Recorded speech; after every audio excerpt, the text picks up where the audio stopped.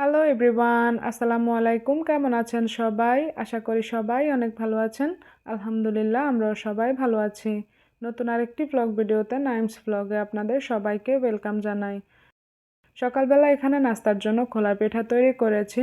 শীত আসছে থেকে খোলার পিঠাটা অনেকবারই তৈরি করেছি, যার জন্য আজকে আর ডিটেলসে শেয়ার করিনি। এখানে সবগুলো খোলার পিঠা তৈরি করে নেওয়ার পর এখন নাস্তার জন্য প্লেটে সাজিয়ে নিচ্ছিলাম। আর এখানে খোলার পিঠার সাথে আজকে নারকেল আর মিঠাই দিয়ে নিব। তো এখানে আমার মিঠাইয়ের পরিমাণ বেশি হয়ে গিয়েছিল, যার জন্য পরবর্তীতে আমি নারকেল আরও মিক্স করেছিলাম এর সাথে। তো আরও বেশি করে আমি এর মধ্যে নারকেল মিক্স করে তারপর আলাদা আরেকটা প্লেটে আমার জন্য নিয়ে নিয়েছিলাম। আর এখন আমরা সবাই মিলে নাস্তাটা করে নিব। আমাদের ঘর যেহেতু ছোট বেবি আছে, যার জন্য সবসময় আসলে রিল্যাক্সে বসে নাস্তাটা করা হয় না।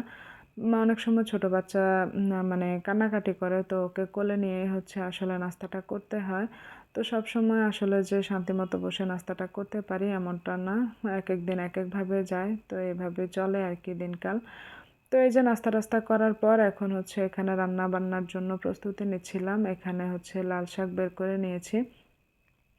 এই শাকগুলো গতকালকে রাতে আনা হয়েছিল, তো আমি ডাঁটাটা ভালোভাবে পরিষ্কার করে তারপর আবার পলিথিনে ভরে ফ্রিজে নরমালে রেখে দিয়েছিলাম, যার জন্য শাকটা এখনও পর্যন্ত এতটা ফ্রেশ দেখাচ্ছে।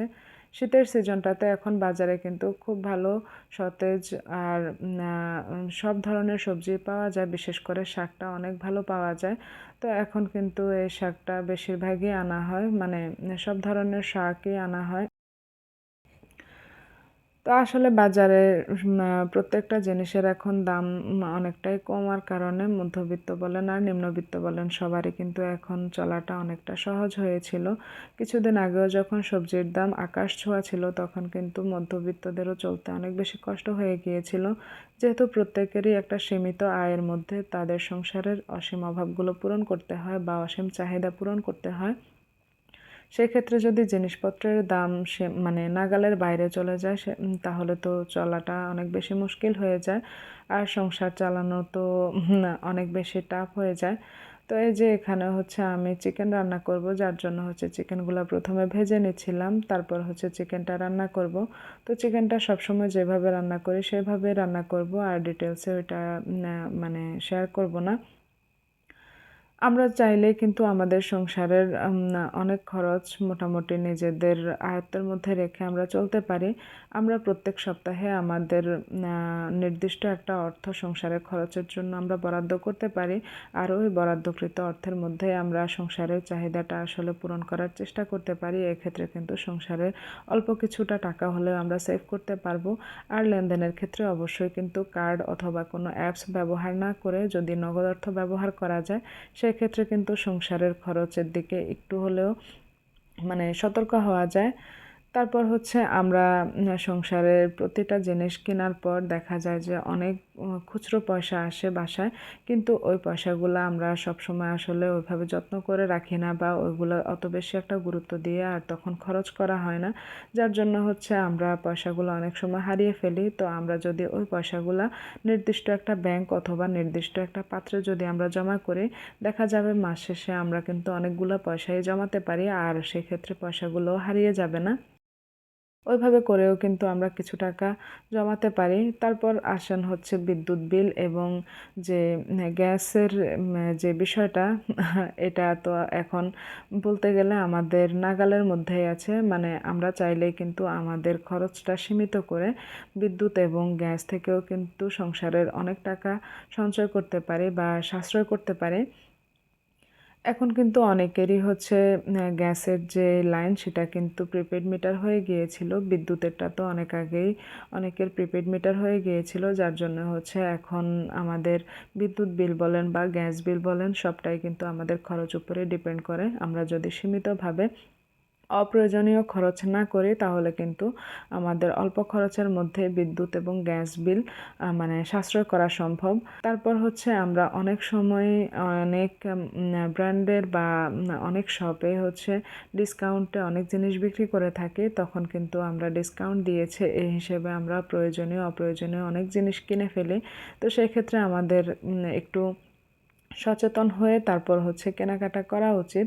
যেটা আমাদের সংসারের একান্তই প্রয়োজন নেই সেটা কিন্তু আমরা চাইলে না কিনেও চলতে পারি। তো এভাবে করে হচ্ছে আমরা সংসারের খরচটা বাঁচাতে পারি। অন্যদিকে হচ্ছে আমাদের সংসারের প্রয়োজনীয় তুলনায় অনেক সময় অপ্রয়োজনীয় জিনিসও কিন্তু থাকে। তো আমরা কিন্তু চাইলে ওই অপ্রয়োজনীয় জিনিসগুলো বিক্রি করে দিতে পারি। তো ওইভাবে করেও কিন্তু আমাদের সংসারে কিছুটা টাকা আসে। এই তো কথা বলতে বলতে এদিকে আমি হচ্ছে লাল শাকগুলো ধুয়ে যে রেখেছিলাম ওগুলো ভালোভাবে পানি ঝরে গিয়েছে। এখন হচ্ছে আমি এগুলো কুচি করে নিয়েছি। আজকে হচ্ছে লাল শাক ভেজে নেব। আর লাল শাকে অনেক সময় ভাজার পর কালার চলে যায়, এটা আসলে কী কারণে হয় সেটা কিন্তু আমিও জানতাম না। রান্না করতে করতে বা আমার আম্মুর কাছ থেকে জেনেছি যে কীভাবে কালার ঠিক রেখে লাল শাক রান্না করতে হয় বা ভাজতে হয়। আজকে আমি হচ্ছে লাল শাকটা ভাজবো, যার জন্য হচ্ছে আমি এখানে পেঁয়াজ কুচি আর হচ্ছে রসুন বাটা দিয়ে দিয়েছিলাম প্রথমে তেলের মধ্যে। দিয়ে এগুলো ভেজে নেওয়া পরে আমি হচ্ছে এখন শাকগুলো দিয়ে দিব। আর এই শাক ভাজিতে আমি হচ্ছে আর অন্য কোনো ধরনের মশলা ইউজ করব না। আর লাল শাকের মধ্যে কালারটা, যে লাল শাকের যে অরিজিনাল কালারটা সেটা নষ্ট হয়ে যায় একমাত্র হলুদের কারণে। আমরা যদি লাল শাক রান্নার ক্ষেত্রে বা লাল শাক ভাজার ক্ষেত্রে যদি হলুদের গুঁড়াটা ব্যবহার করি সেক্ষেত্রে কিন্তু লাল শাকের এরকম সুন্দর কালারটা কিন্তু থাকবে না, এটা কিন্তু নষ্ট হয়ে যাবে। যার জন্য হচ্ছে লাল শাক রান্নার ক্ষেত্রে অবশ্যই হলুদের গুঁড়া ব্যবহার করা যাবে না। হলুদের গুঁড়া ব্যবহার করলে কিন্তু লাল শাকের কালারটা নষ্ট হয়ে যায়। এটা হয়তোবা আমার অনেক আপুরাই জানেন, কিন্তু আসলে আমি তো জানি না বা আমি জানতাম না। আমার মতো হয়তো বা এরকম অনেক আপু আছেন যারা জানেন না, তাদের জন্যই হচ্ছে বলা। তারপর লাল শাকের সাথে হচ্ছে খাওয়ার জন্য এখানে কিছু আমি শুকনো মরিচ টেলে নিচ্ছিলাম। আর লাল শাক রান্নার ক্ষেত্রে আরেকটা দিক খেয়াল রাখতে পারেন, রান্নাটা করার সময় ঢাকনা না দিয়ে চেষ্টা করবেন যে লাল শাকটা রান্না করার জন্য বা ভাজার জন্য, তাহলে হচ্ছে লাল শাকের কালারটা মানে সুন্দর থাকে, নষ্ট হয় না। অনেক সময় ঢাকনা দেওয়ার কারণেও কিন্তু লাল শাকের যে কালার সেটা নষ্ট হয়ে যায়। তো এই যে এখানে আমি হচ্ছে লাল শাকটা ভেজে নিয়েছিলাম, এখানে হচ্ছে যে আমার চিকেনটা রান্না হয়ে গিয়েছে। তারপর আমি এখানে একটু ডাল রান্না করে নিয়েছিলাম, এটা হচ্ছে আরাবি আর আরাফের জন্য। ওরা হয়তো বা মাংসে যদি ঝাল হয় খেতে পারবে না। তারপর এখানে হচ্ছে ভাত ছিল, আর এখানে হচ্ছে গতকালকের কিছুটা বেগুন ভাজি ছিল, এটা হচ্ছে আরাবের জন্য গরম করে নিয়েছিলাম, ও খেয়ে নেবে। তো এখন হচ্ছে আমি সালাদ কুচি করে নিব, কুচি না, এখানে হচ্ছে আমি এখন সালাদ কেটে নিব দুপুরবেলা খাওয়া দাওয়ার জন্য। পোলাও বা মাংসের সাথে সালাদটা আসলে কুচোনোই বেশি ভালো লাগে। এখন তো টমেটো, ধনেপাতা, তারপর কাঁচামরিচ ঘরেই থাকে, কিন্তু আসলে আমি সময়ের জন্য আর কুচি করে নিতে পারিনি, যার জন্য হচ্ছে এভাবে গোল গোল করে কোনোভাবে দুপুরের খাওয়া দাওয়াটা শেষ করে নিচ্ছিলাম। তো এই যে এভাবে করে এখন কেটে নেব। আর আরাফ হচ্ছে আমার পাশেই ছিল, ও ঘ্যান ঘ্যান করতেছিল, যার জন্য হচ্ছে এভাবে করে কেটে নিয়েছি। তারপর এটা ছিল হচ্ছে বিকেলবেলা, বাসায় তো সালাদের যাবতীয় আইটেম ছিলই, যার জন্য ভাবলাম যে আজকে একটু ঝালমুড়ি মাখাবো। আসলে অনেক দিন হয়েছে যে এভাবে চানাচুর দিয়ে ঝালমুড়িটা মাখানো হয় না। আসলে আমি তো বাসায় বেশিরভাগ নাস্তাটা তৈরি করি। দেখা যায় যে এই ধরনের নাস্তা বা এই ধরনের খাবার আরাবি আরাফ তো খেতে পারে না বা আরাবি খেতেও চায় না, তার জন্য হচ্ছে আমাকে প্রতিদিনই কোনো না কোনো নাস্তা বাসায় তৈরি করতে হয়। তো কি আর করি, সাথে হচ্ছে আমাদের জন্য তৈরি করে ফেলি, যার জন্য হচ্ছে এই ধরনের খাবারগুলো আসলে খুবই কম খাওয়া হয়। তো ওই দিন ওর বাবাকে বলেছিলাম যে চানাচুর নিয়ে আসিও, অনেক দিন হয়েছে যে ঝালমুড়ি মাখানো খাই না। তো হচ্ছে আসার সময় নিয়ে এসেছিল, পরে আজকে হচ্ছে সব কিছু আমি কুচি করে নিয়েছি, বললাম যে তুমি তোমার হাতে সুন্দর করে মাখাও। অনেক সময় হয় না যে মহিলাদের থেকে কিন্তু পুরুষদের মাখানো বা টুকটাক কোনো রান্নাবান্না অনেক বেশি কিন্তু টেস্ট হয়। তো আমার হাজব্যান্ডও মোটামুটি একটু হলেও রান্নাবান্না করতে পারে, ওর হাতের রান্নাবান্না কিন্তু আবার ভালোই।